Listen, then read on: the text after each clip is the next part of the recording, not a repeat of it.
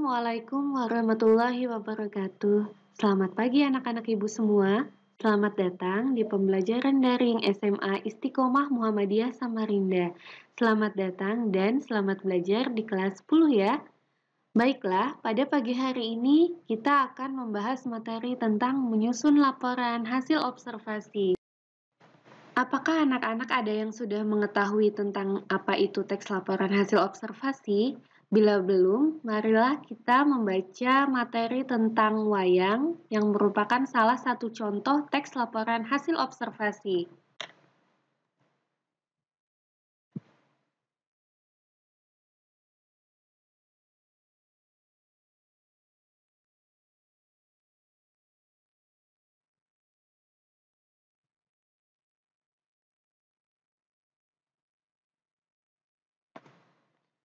Setelah kalian membaca teks yang berjudul wayang tersebut, bisa disimpulkan bahwa teks laporan hasil observasi adalah sebuah tulisan berdasarkan hasil pengamatan atau observasi.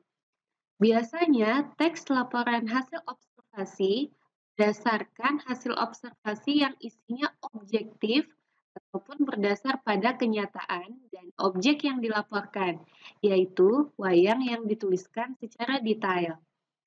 Kemudian, pengertian teks laporan hasil observasi adalah berita atau informasi yang dibuat berdasarkan hasil pengamatan. Menurut Kosasih, dalam bukunya yang diterbitkan pada tahun 2014 di halaman 43, menyatakan bahwa teks laporan hasil observasi mengemukakan fakta-fakta yang diperoleh dari hasil pengamatan, bukan hasil imajinasi ataupun hayalan. Hal ini menegaskan bahwa yang diungkapkan dalam laporan hasil observasi adalah sesuatu yang benar-benar terjadi.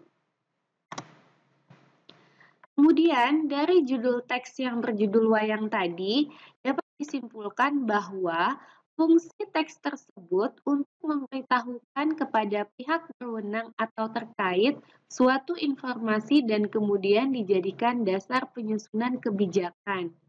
Kemudian, dapat dijadikan sebagai bahan informasi untuk berbagai kepentingan.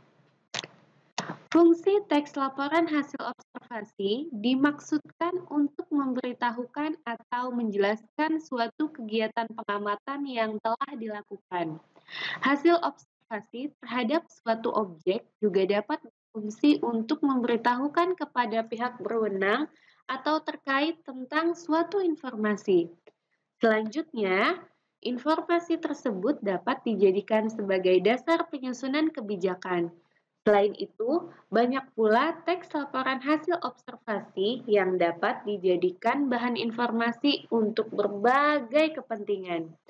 Teks laporan hasil observasi secara umum juga berfungsi sebagai alat pendokumentasian suatu objek atau suatu kegiatan. Struktur teks laporan hasil observasi terdiri atas 3 bagian. Bagian pertama adalah pernyataan umum atau klasifikasi. Berdasarkan teks yang ada di awal tadi, pernyataan umum atau klasifikasinya berada di awal kalimat atau di awal paragraf, yaitu di bagian wayang adalah seni pertunjukan yang telah ditetapkan sebagai warisan budaya asli Indonesia. UNESCO, lembaga yang membawahi kebudayaan dari PBB, pada 7 November 2003 menetapkan wayang sebagai pertunjukan bayangan boneka tersohor dari Indonesia, sebuah warisan mahakarya dunia yang tidak ternilai dalam seni bertutur, atau Masterpiece of Oral and Intangible Heritage of Humanity. Analisisnya yaitu di bagian pernyataan umum atau klasifikasi. Kemudian, di bagian struktur teks laporan hasil observasi yang kedua adalah bagian deskripsi bagian.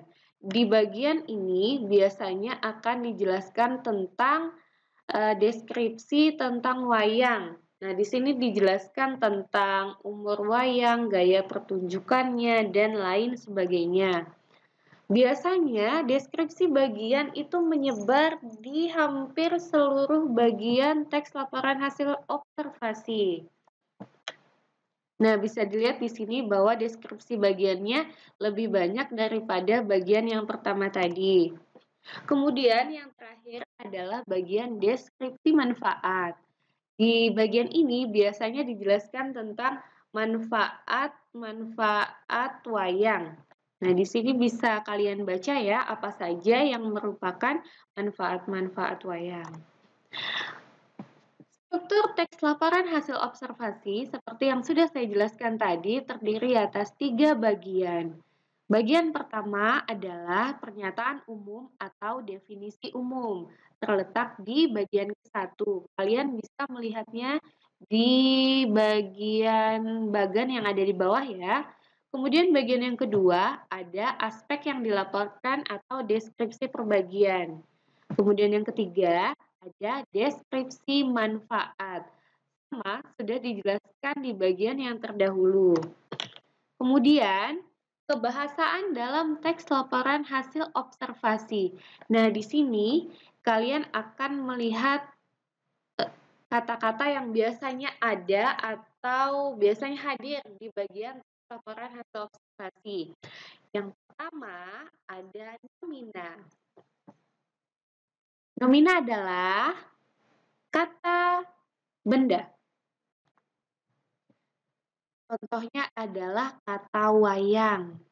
Nah, kelompok kata wayang kalau difrasakan berarti adalah seni pertunjukan yang telah ditetapkan sebagai warisan budaya asli Indonesia. Kemudian wayang juga kalau difrasakan bisa memiliki arti sebagai pertunjukan bayangan boneka tersohor dari Indonesia. Bisa juga wayang memiliki frasa yaitu sebuah warisan mahakarya dunia yang tidak ternilai dalam seni bertutur. Kemudian yang kedua ada verba atau kata kerja. Contoh kata kerja di sini adalah ada kata adalah, menetapkan, disesuaikan. Nah, untuk nomina dan verba disesuaikan dengan kalimat yang biasanya muncul di teks laporan hasil observasi. Jadi tidak selalu menggunakan kata-kata itu, tapi biasanya ada. Kemudian ada bagian kedua, ada bagian afiksasi. Garis besarnya afiksasi adalah kata dasar atau kata turunan yang mendapat proses pengimbuhan. Imbuhan cukup banyak ya, ada imbuhan ada imbuhan di, ter, ke, an, dan lain sebagainya.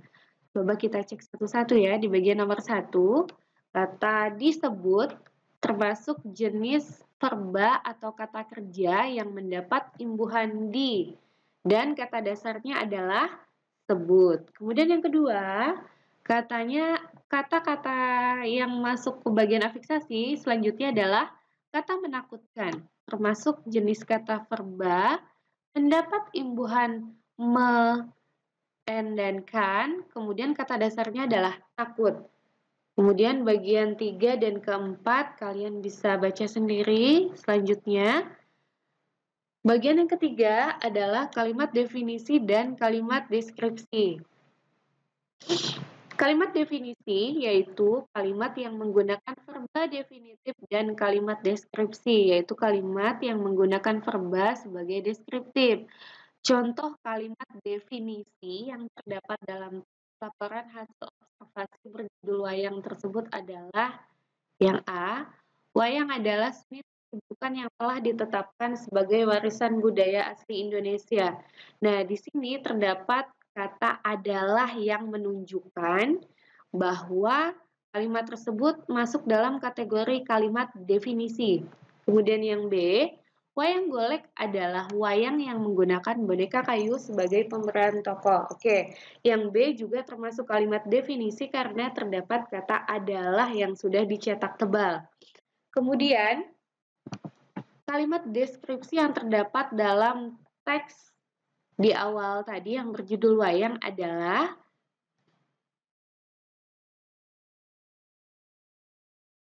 Wayang ini terbuat dari kulit kerbau yang ditatah dan diberi warna sesuai kaidah pulasan wayang pedalangan.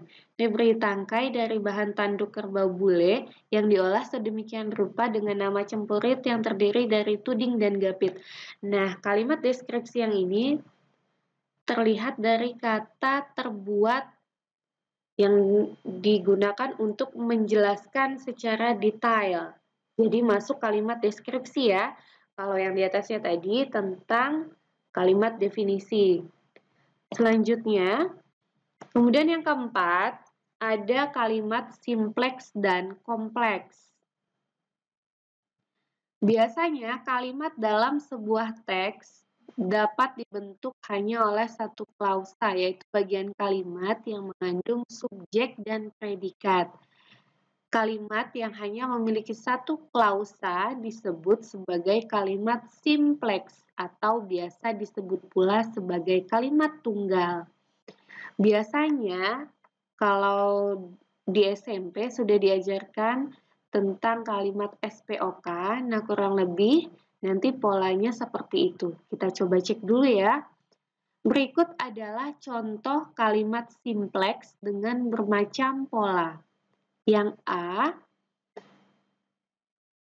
ada P, S, dan K.